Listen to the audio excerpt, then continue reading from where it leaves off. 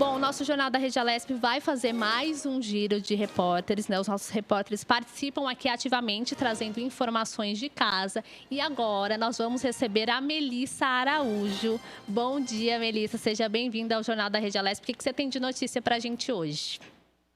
Bom dia, Amanda. Muito bom dia. Bom dia para a Julie também, que está lá na coletiva, né? Isso aí, a Julie tá lá na coletiva. Querida, é o seguinte, os engenheiros da Escola Politécnica da USP desenvolveram um respirador. Olha que notícia maravilhosa. Eles desenvolveram um respirador chamado Inspire. Esse projeto ele começou a ser desenvolvido no final de março, passado.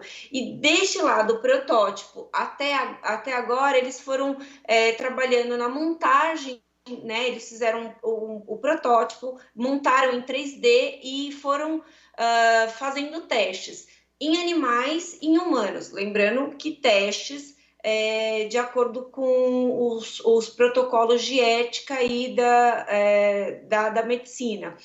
Nesse projeto foram envolvidos os engenheiros da Escola Politécnica, os médicos e os fisioterapeutas. E o desempenho desse respirador foi semelhante ao que é comercializado. Essa é uma notícia maravilhosa, porque o respirador é essencial para quem está numa situação difícil aí com relação ao coronavírus, né? É o que dá suporte à vida de quem está em estado grave, né? Então, e quem estava fazendo esses respiradores, quem estava produzindo esses respiradores era a China. E a China além de ter dificuldade de produzir para o mundo inteiro, não estava conseguindo entregar os respiradores. A gente teve um problema aí até com um lote que o Brasil comprou, que ele passou para os Estados Unidos e os Estados Unidos não deixou passar, não deixou que chegasse ao Brasil. Então, e aí deu um entrave aí entre os países e tal, mas agora a gente tem um alívio nessa questão, né, com relação a essa questão dos respiradores, porque nós agora estamos produzindo, graças a Deus, né? E esse aparelho produzido no Brasil vai ser um respiro aí para os médicos e para os pacientes, né? Que de fato precisam de mais desse equipamento. Vai demorar cerca de 10 dias para esses equipamentos estarem aptos a serem utilizados, porque a Anvisa precisa analisar os protocolos de testes que foram feitos e fazer os seus próprios testes para ver a eficácia dos respiradores, né? Então, é um processo aí de 10 dias que é necessário para a segurança de todo mundo que vai utilizar esse equipamento. E a capacidade, Amandinha, de usar esse equipamento vai ser de cerca de produção desse equipamento, serão de cerca de 500 respiradores por semana, chegando até 5.000 respiradores por mês. Então, é um número incrível, é sensacional, assim, esse feito aí do Brasil, porque todos os países, a gente tem ouvido notícia de que está com esse problema da falta de respirador. E é possível que os nossos pesquisadores também disponibilizem essa fórmula aí de fazer o respirador para outros países, para que eles também possam fazer os seus respiradores, porque de fato é uma questão bem importante. E uma notícia muito boa, né, Mel?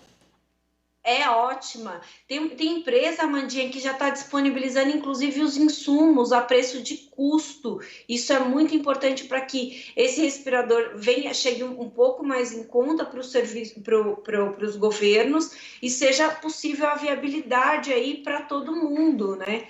Só para você ter uma ideia, Amandinha, eu moro aqui na região de Interlagos, zona sul de São Paulo.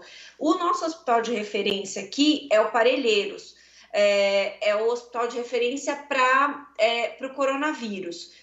O Hospital de Parelheiros tem cerca de 255 leitos. No comecinho de maio deve chegar a 268. Mas hoje ele tem 255 leitos. No sábado, todas as UTIs estavam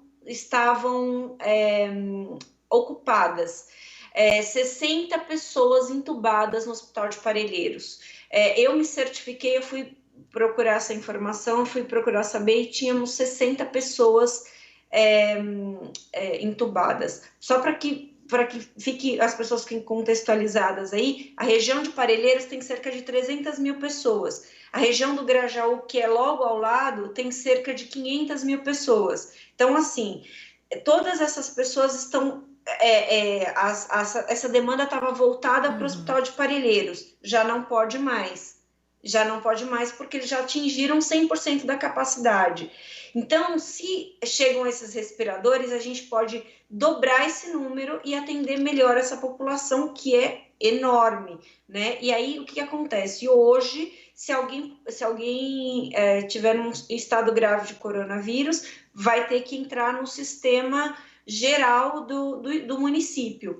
Então, isso, obviamente, que pode trazer aí um problema, né? Porque não tem vaga, não temos vagas. Então, as vagas são determinadas pelo número de respiradores, né? Então, é uma notícia muito bacana, é uma esperança muito grande aí para o combate ao coronavírus, que a gente tem usado todas as frentes para fazer. E os cientistas todos os dias estão nos dando orgulho, né? Porque esse trabalho desempenhado pela Escola Politécnica aí da USP foi feito, um estudo feito dia e noite para que eles conseguissem viabilizar esse projeto, fazer o projeto e viabilizar esse projeto, né? Então foi muito importante para que eles conseguissem dar andamento a isso, né? E a outra coisa, esses respiradores vão poder ser utilizados aí no Brasil inteiro. Então, não é só, a notícia não é boa só aqui para o estado de São Paulo, mas para todo mundo que esteja precisando. E, de repente, a gente sabe que tem muita empresa aí que está apoiando as causas, de repente as empresas também apoiam essa questão dos insumos, da produção, da impressora 3D, e aí a gente pode até ampliar esses 5 mil respiradores por mês para uma quantidade maior que possa salvar mais vidas, né? Como eu falei, o respirador, uma das coisas que as pessoas que estão num estado mais delicado de coronavírus relatam é a dificuldade de respirar. Então, o respirador dá esse suporte para as pessoas que estão já numa situação mais debilitada. Então, até o organismo conseguir reagir e conseguir se recuperar. Então, quer dizer, respirador significa uma grande possibilidade de vida para as pessoas, né, de recuperação para as pessoas. E muito bom ver a pesquisa, né, Mel? A ciência engajada em tentar, de alguma forma, auxiliar em meio a essa pandemia. Essa questão dos respiradores é uma grande preocupação, não só aqui no Brasil, mas em várias partes do mundo, né? Sim, sem dúvida. A gente, como eu falei, a gente vê, assim, nos Estados Unidos, na França, na Espanha, quer dizer, países da Europa que têm uma condição diferente aí de saúde e tal, que estão com essa mesma dificuldade do respirador. Então, as pessoas vão subestimando aí, as pessoas precisam desse equipamento para viver. E aí eu acabei me confundindo aqui com a questão de subestimar, é que muita gente ainda tem subestimado aí a quarentena e se expõe a esse risco à toa. Como eu falei para você, eu moro na zona sul de São Paulo e eu tô vendo muitas vezes a diferença quando eu vou de carro aí para a TV. Eu venho, é muito interessante isso. Eu venho pelo aeroporto, Washington Luiz, Interlagos. Quando eu vou chegando na Interlagos, eu percebo a movimentação de pessoas na rua completamente diferente e de carros. Então, a gente percebe que quanto mais vai chegando para a periferia, as pessoas estão subestimando mais o problema. E assim, aí eu volto ao dado que eu tinha dado ali sobre Parelheiros. Imagine só se a gente tem uma grande incidência de casos. Como é que vai fazer? Para onde as pessoas vão? Não é que o poder público não quer atender, não é isso, não é esse o caso. É que não tem condições. Por quê? Porque não tem como trazer o respirador. A gente não estava pronto ali, não tinha respiradores reservas, né? Então, o que nós tínhamos no serviço público foi utilizado e está sendo utilizado. Só que a gente precisava de mais porque a demanda aumentou. Só que não está chegando, a gente não. E outra coisa, os respiradores também, em alguns, para trazer, não está sendo barato. Então, quer dizer, fabricar no Brasil tem uma grande importância, tanto economicamente, para que a gente consiga, para que municípios, por exemplo, pequeno ou periferias tenham o equipamento, mas também para que a gente consiga atender aí a demanda que for chegando, que aumentou aí consideravelmente, né? Então, hoje a gente na coletiva provavelmente vão ser dadas aí diretrizes com relação ao que vai acontecer a partir de maio, né, da retomada aí da quarentena, do isolamento social.